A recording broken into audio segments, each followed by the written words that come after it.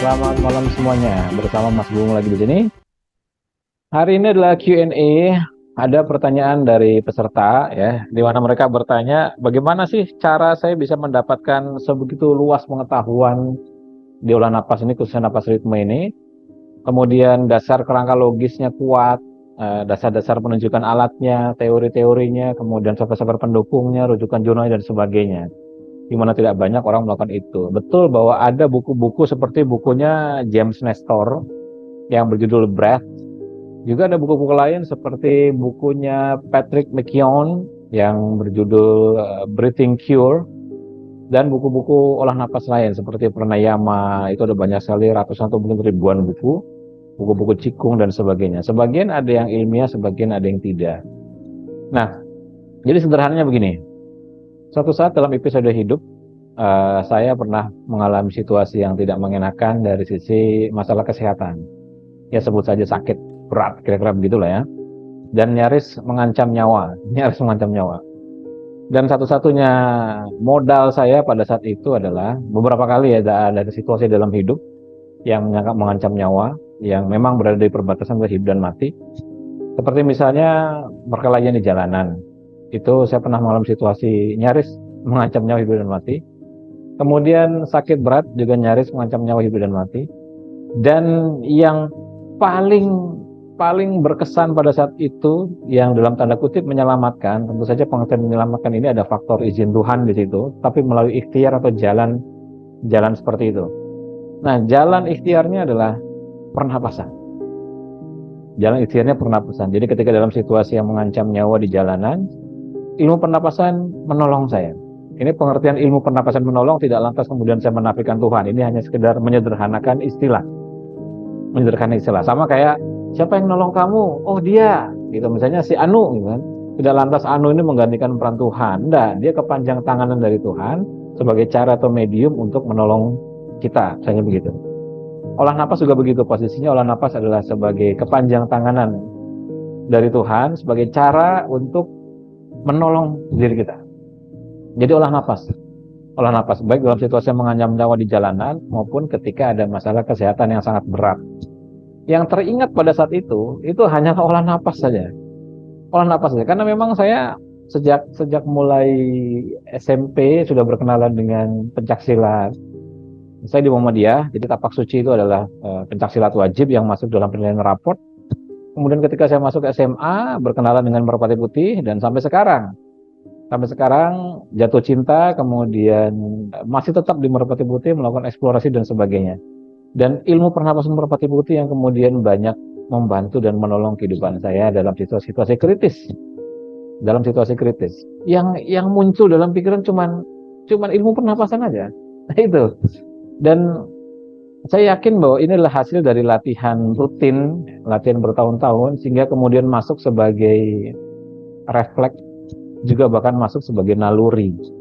Nah, maka dari itu saya pernah bilang pada beberapa webinar saya, dan siapapun yang datang ke kantor atau chatting japri segala macam, bahwa Anda tidak bisa belajar ilmu pernapasan cuma sekali dua kali, tidak bisa. Ibaratnya cukup tahu. Oh iya, Zenki itu begitu. Misalnya katakanlah Zenki pakai ya pendekatannya. Oh, Merpati Putih itu begitu.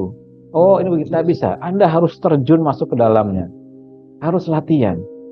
Sampai terbentuk neuroplasticity atau pembentukan kebiasaan baru yang mengubah kebiasaan lama. Sehingga ilmu pernapasan itu masuk sebagai support system di dalam sistem saraf kita. Sampai tahap seperti itu. Kalau belum sampai tahap seperti itu, tidak bisa. Misalnya kayak, oh ada kelas reguler Sabtu misalnya, membahas tentang napas lambat. Anda cuma latihan seminggu sekali.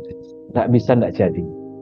Pengertian nggak jadi adalah Anda tidak bisa mendapatkan cukup pengetahuan, tubuhnya juga tidak bisa cukup mendapatkan pengalaman untuk melakukan perubahan. Akibat kurangnya pengetahuan yang dibenamkan ke dalam sel-sel itu.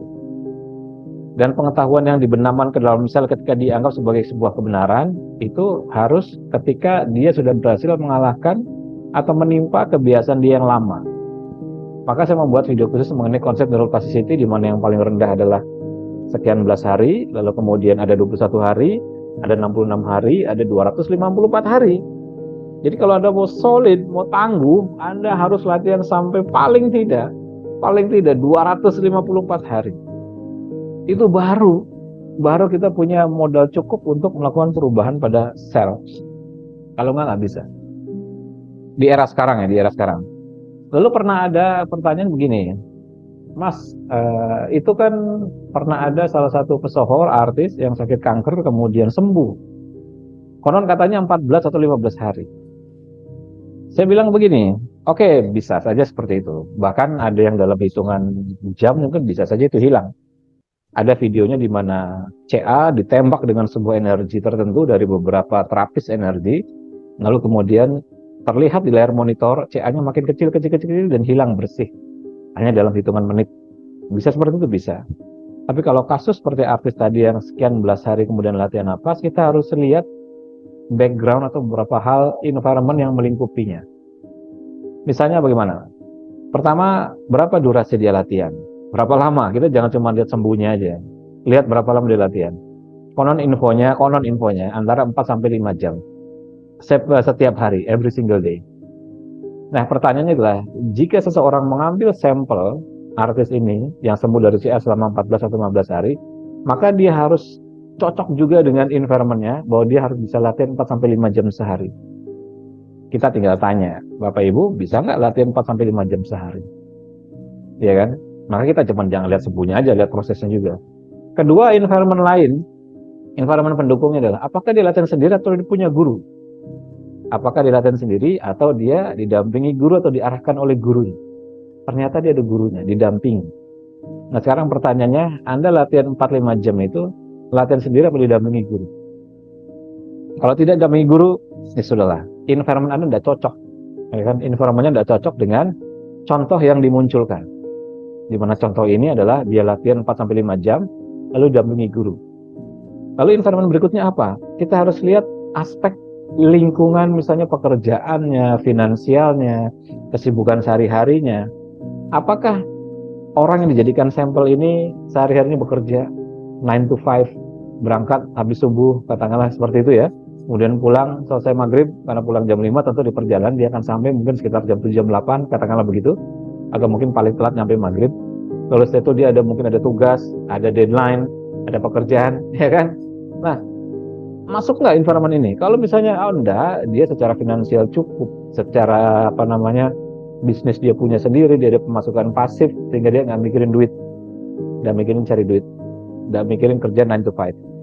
Maka ketika seseorang mengambil contoh orang ini sebagai sampel, dia harus cocok juga apakah dia bisa latihan 4-5 jam per hari, apakah latihan didampingi guru dan diarahkan oleh gurunya, kemudian apakah environment finansialnya, environment keseharian kesibukannya mendukung. Harus dilihat itu secara komprehensif keseluruhan. Baru nanti kita bisa lihat, kita cocok nggak dengan statistik ini. Jika kita cocok, maka mungkin peluang kita akan bisa sembuh dalam sekian belas hari itu terjadi. Karena logikanya begini, kita ambil contoh yang pertama, dia latihan 4-5 jam, konon katanya latihan duduk saja. Berarti dia harus mengalahkan rasa bosan, dia harus mengalahkan rasa jenuh, dia harus mengalahkan ketakutan, kekhawatiran, rasa macam-macam, jangan-jangan overthinking, traumatik mungkin. Kalau ya kita bisa bayangkan, duduk diem selama 4-5 jam, napas santai, itu pasti pikiran kita kemana-mana. Dalam khasanah Jawa ini istilahnya ilmu menang. Ya menang mungkin diterjemahkan diam, tapi diam bukan cuma fisiknya, pikirannya juga diam, perasaannya juga menang atau diam. Bisa nggak? Saya nggak tahu apa persis ajaran ininya, tapi kalau saya melihat latihan 4-5 jam duduk saja misalnya begitu ya berarti ini dalam pemahaman saya dia strong sekali pada ilmu menangnya. Nah, kita bisa nggak?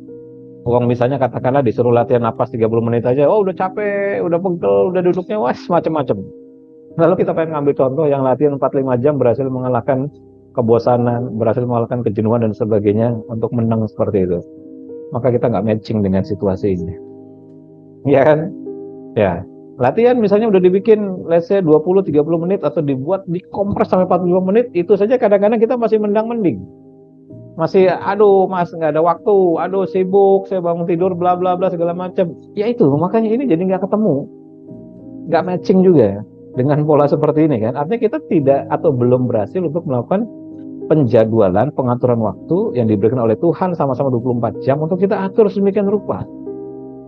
Supaya, oke, saya pengen seperti dia, tapi nggak mungkin saya 3-4 jam latihan setiap hari. Karena waktu saya nggak bisa. Kenapa? Saya kerja, maka hal yang ketiga ini nggak bisa masuk. Nah, karena saya kerja, maka saya harus atur waktu. Bangun tidur, saya harus bangun lebih pagi. Ngantuk mas pertama, yes, semua sepakat. Baru bagi mereka yang bangun lebih pagi, pasti mengantuk untuk pada awalnya. Ya kan, pasti mengantuk. Ya sama kayak bangun sahur, jam 3, masih ngantuk-ngantuk dulu. Saya begitu lewat 7 hari, lewat 10 hari, biasa aja. Nggak usah pakai alarm pun kita bangun.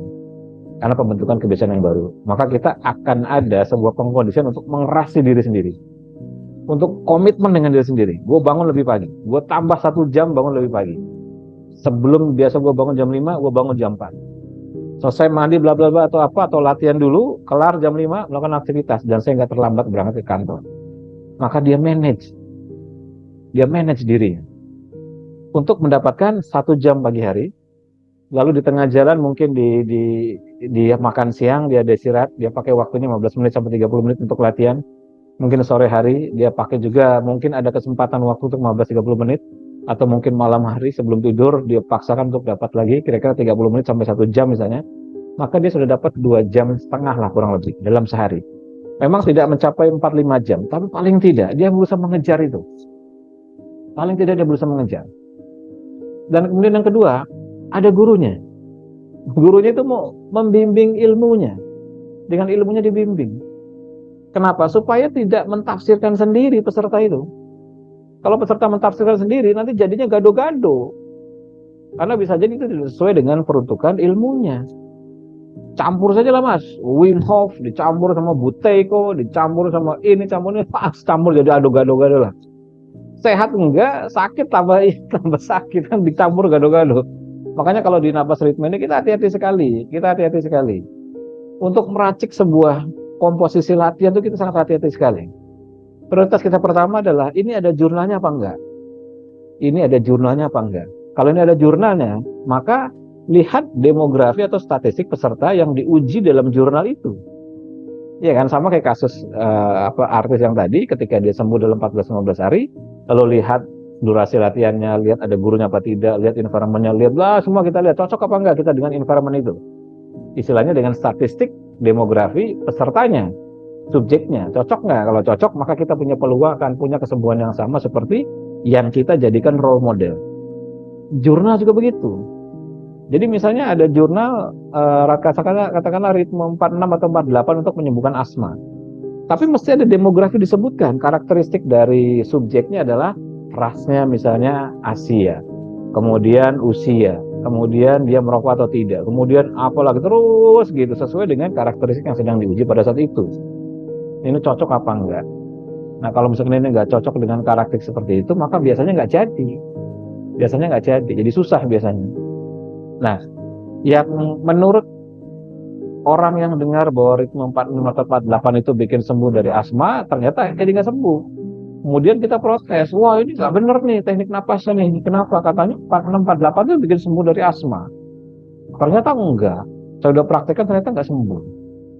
Ya karena kita melupakan demografi dari jurnal itu. Kita cocok nggak dengan karakteristik demografi dari jurnal? Kalau misalnya kita nggak cocok dengan karakteristik demografi dari jurnalnya, ya ada kemungkinan mungkin harus melakukan adjustment atau penyesuaian, gitu. Harus melakukan adjustment atau penyesuaian. Kalau misalnya kita cocok, maka kita punya potensi sama dengan jurnalnya dan kita memiliki peluang kesembuhan lebih baik. Nah, jadi harus dianalisa. Sama kayak ketika saya pernah bilang bahwa teknik seperti Wim Hof, katakanlah begitu, di mana seseorang itu menurunkan oksigen, sehingga terjadi proses pembongkaran oksigen karbon dioksida, lalu kemudian beberapa jenis kanker jadi sembuh. Maka logikanya adalah kita harus cari jurnal-jurnal yang berhubungan dengan cancer pada ketinggian atau high altitude. Cancer apa saja yang ketika dikondisikan untuk naik ke ketinggian, dia memiliki respon yang paling besar. Ternyata jurnalnya bilang, ada jurnalnya, bisa Anda lihat jurnalnya. Ternyata jurnalnya bilang bahwa 2 jenis kanker ini paling cepat direspon oleh ketinggian, oleh high altitude, yakni kanker paru-paru dan kanker payudara. Jadi artinya apa? Jadi artinya kalau ada seseorang di luar sana menderita kanker paru-paru atau kanker payudara, lalu dia berlatih teknik yang seperti Wim Hof, ya, yang mengkondisikan sel untuk naik ke ketinggian, maka dia potensi sembuhnya lebih besar pada aspek memasukkan variabel pernapasannya. Karena teknik seperti Wim Hof cuma bukan sekedar Wim Hof saja di dunia ini. Yang seperti Wim Hof itu kita bisa pakai Bastrika, kita bisa pakai Kapalbhati, kita bisa pakai Tumo, kita bisa pakai Wim Hof, kita bisa pakai teknik OPH napas ritme. Jadi saya pun punya tekniknya seperti Wim Hof itu. Karena saya pernah jelaskan di video saya bersama Pak Jarot waktu itu, napas ritme itu terdiri dari dua bagian besar. Yang pertama disebut sebagai core napas ritme atau inti napas ritme atau napas ritme inti, yakni semua ritme yang berada pada mekanika ventilasi rasio 1:1, rasio 1:2, rasio 2:1, rasio 1:n, dan rasio n/1. Apa maksudnya rasio 1:1? Yakni detik tarik napasnya sama dengan detik buang napasnya. Contohnya berarti ritme 11, 22, 33, 44, 55, 66, dan seterusnya sampai 30. Rasio 1:2 contohnya adalah tarik napasnya, buang napasnya 2 kali lebih panjang dibandingkan tarik napasnya. Jadi rasio 1:2 maksudnya adalah buang napasnya 2 kali lebih panjang dibandingkan tarik napasnya. Contohnya apa? Contohnya ritme adalah 12, 24, 36, 48, 5, 10, 6, 12, 7, 14, 8, 16, 9, 18, 10, 20, dan seterusnya. Kemudian yang ketiga adalah rasio 2:1. Maksudnya adalah tarik napasnya 2 kali lebih panjang dibandingkan buang napasnya. Contohnya apa? Ritme 21, ritme 63, ritme 84, ritme 10:5, ritme 12:6, ritme 14:7, ritme 16:8, ritme 20:10. Nah itu dan seterusnya. Dan ritme 1:n, maksudnya 1:3 atau 1:4. Kalau 1:3 berarti contohnya adalah 2 sama 6. Karena 6 itu 3 kalinya 2, ya kan? Itu ritme rasio 1:3. Ritme 26, ritme 39, ritme 4:12, ritme 5:15, ritme 6:18, dan seterusnya. Juga ritme n/1, itu banyak sekali contohnya, menjadi lebih dari 100-an ritme. Itu adalah inti atau napas ritme inti. Lalu bagian kedua adalah napas ritme terapan atau applied rhythmic breathing, napas ritme terapan. Apa itu napas ritme terapan? Yakni napas ritme inti ditambah dengan intermittent stress. Napas ritme inti ditambah dengan intermittent stress. Apa contoh intermittent stress itu diantaranya? Yang pertama adalah menahan napas, yang kedua adalah bergerak, yang ketiga adalah pakai beban, barbel dan sejenis itu, yang keempat adalah temperatur, yang kelima adalah gabungan dari yang keempat tadi. Jadi maksudnya adalah dengan tahan napas, dengan kontraksi, tahan napas sekaligus kontraksi, tahan napas sekaligus kontraksi sekaligus pakai barbel, tahan napas sekaligus celup di air hangat atau air dingin, dan seterusnya, dan itu bisa divariasikan. Juga intermittent stress yang lain seperti kegelapan, kemudian suasana yang sangat terlalu tenang, dan ada banyak sekali pengkondisian untuk melakukan peningkatan intermittent stress. Jadi ketika napas ritme inti ditambah dengan intermittent stress, ini akan menjadi sesuatu yang berbeda. Dan salah satu tekniknya bisa mirip dengan ala-ala Wim Hof. Tanpa harus saya merujuk pada Wim Hof. Saya punya jurnal rujukan saya sendiri. Seperti itu. Jadi teknik-teknik seperti, kalau di Wim Hof itu kan memang tidak dihitung detiknya. Pokoknya Anda tinggal hiperventilasi saja, ya kan, terserah tarik buangnya berapa saja. Yang penting Anda bernapas cepat, hiperventilasi, maka itu sudah masuk sebagai kriteria teknik Wim Hof.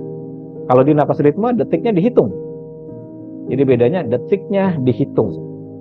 Kenapa? Karena kita butuh keteraturan. Kita butuh keteraturan untuk menciptakan frekuensi, di mana frekuensi nanti akan digetarkan ke sesuatu yang kita inginkan. Misalnya kita kan bergetaran dengan frekuensinya saraf parasimpatik, yang spesifik saraf vagus. Loh, memang ada saraf parasimpatik yang bukan saraf vagus? Ada. Karena dalam struktur saraf kranial, dari 12 saraf kranial, yang 4-nya adalah saraf vagus, yakni okulomotor, glosopharyngeal, facial, dan vagus. Jadi kalau Wim Hof itu menstimulasi katakanlah 4-4-nya semua. Karena hanya menstimulasi parasimpatik, dia bagian dari perventilasi, maka dia menstimulasi parasimpatik semuanya. Ketika kita ubah menjadi ritme 24 atau ritme 46, kalau kita bagian dari parasimpatik, maka harus pakai ritme 24. Jadi tarik 2, buang 4, tarik 2, buang 4, tarik 2, buang 4. Hiperventilasinya pakai 24, diatur detiknya. Itu artinya kita sedang menstimulasi hanya saraf vagusnya saja. Hanya saraf vagusnya saja. Bukan facial, bukan okulomotor, bukan glosopharyngeal. Jadi ada dasarnya. Karena ritme 24 itu frekuensinya 0,17 Hz, merupakan frekuensi yang masuk pada high frekuensi HRV, bagian dari saraf parasimpatik. Ada dasarnya. Jadi nggak asal kenapa kita begini seperti itu. Nah, dengan cara seperti ini, napas return itu menjadi berkembang dan sangat luas sekali. Penjabarannya sangat luas sekali. Angka-angka seperti 88, 888, gitu kan, 44, 444, kita ada frekuensinya semua. Ada maknanya, ada maksudnya semua. Jadi nggak ada sekedar misalnya kita keluarkan, misalnya ada yang mengeluarkan ritme 46 misalnya. Ya kejar aja, tanya 46 itu apa? Kejar jurnalnya apa, gitu kan? Kejar frekuensinya apa, sudut pandangnya apa, kita pengen lihat. Apakah cuman dia sekedar angka ajaib gitu kan? Angka yang keluar dari naluri atau instingnya dia gitu kan? Kejar. Kalau di kita ini semua angka-angka itu tidak ada yang ajaib. Kita ada angka-angka yang memang ketika dikonversi menjadi frekuensi dan itu memang benar. Ada rujukan jurnalnya angkanya segitu. Oke, balik ke yang tadi. Nah, melanjutkan omongan saya yang di pertama tadi, di menit-menit kelima pertama, 5 menit pertama. Jadi cara saya mencari pengetahuan itu salah satunya begini. Misalnya suatu episode saya pernah nggak tidur selama 7 hari karena COVID waktu 2019 akhir 2020 awal. Kemudian saya alhamdulillahnya dengan teknik pernapasan, meditasi dan sebagainya saya tidak terkena dampak serius. Kemudian saya menjalani ketogenik juga nggak kena dampak serius karena saya tahu bahwa orang nggak tidur lama itu otaknya akan bermasalah. Maka salah satu suplemen terbaik bagi otak itu jelas adalah keton. Kemudian saya ke rumah sakit, ke dokter, dikasih obat tidur sama dokter spesialis penyakit dalam di Rumah Sakit Maya pada Lebak Bulus. Dikasih langsung 21 hari. Karena waktu itu memang lagi COVID ya. Jadi mungkin dokternya nggak mau bolak-balik gitu, saya berkali-kali gitu, udah langsung aja sebulan. Memang begitu saya minum, glek pas langsung bangun pagi-pagi. Nggak tahu kapan ngantuknya, nggak tahu apa, tiba-tiba beles saja bangun pagi-pagi. Tapi saya baca-baca, ternyata ini bisa menyebabkan ketergantungan dan nggak boleh. Akhirnya saya berpikir, ini mestinya ada cara dari olah napas untuk menghasilkan efek seperti ini. Efek memudahkan untuk tidur. Lalu saya lihat apa bahan dasar dari pembentuk obat tidur yang diberikan kepada saya. Waktu itu saya dikasih Esilgan. Saya lihat, oke, bahan dasarnya adalah ini. Lalu saya cari rujukan jurnalnya, gimana cara bahan itu dibentuk. Oh, ternyata bahan dasarnya adalah benzodiazepin. Lalu saya cari olah napas yang bagaimana, teknik yang bagaimana yang bisa menaikkan benzodiazepin. Ketemu. Hingga akhirnya sampai detik ini saya selalu pakai teknik itu untuk memudahkan tidur. Ya, jadi ketika dilakukan, maka tubuh saya akan menghasilkan benzodiazepin secara alamiah.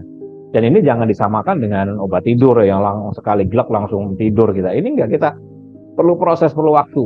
Ketika dilatih tekniknya, perlu waktu beberapa saat sampai produksi benzodiazepinnya naik dikit, hingga kemudian les saya tidur tanpa obat.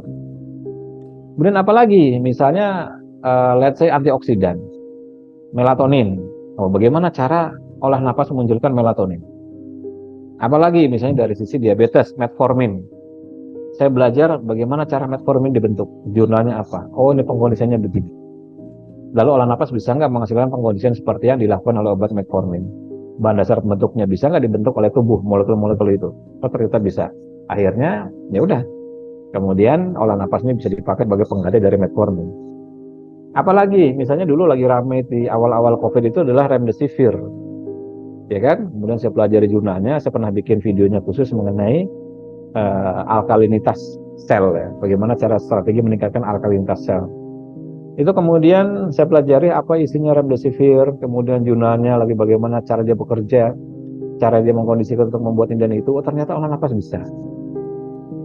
Maka ketika bisa dilakukan, ya wes nggak usah pakai remdesivir lagi. Apalagi misalnya glutathione, ya salah satu antioksidan kuat setelah melatonin. Ada glutathione, ada katalase, ada superoxide dismutase, misalnya begitu. Lalu saya cari tahu, ada nggak teknik olah napas yang bisa meningkatkan glutathione, yang bisa meningkatkan superoxide dismutase, yang bisa meningkatkan katalase, dan sejenis itu. Ternyata ada. Jadi artinya saya nggak usah beli suplemen lagi. Iya kan? Nggak usah beli. Ngapain saya beli glutathione, kasarnya begitu kan? Olah napas saja bisa naikin glutathione, bahkan sampai 360% lebih. Orang napas bisa meningkatkan superoxide dismutase atau SOD. Ini salah satu antioksidan yang powerful juga, sampai lebih dari 150%. Jadi bisa pakai olah napas. Apalagi misalnya asetilkolin. ya kan, molekul yang kuat. Oh ternyata bisa dihasilkan dari stimulasi terhadap saraf parasimpatik. Oh jelas, gampang sekali. Saraf parasimpatik secara teori HRV berada pada frekuensi 0,15 sampai 0,4 Hz.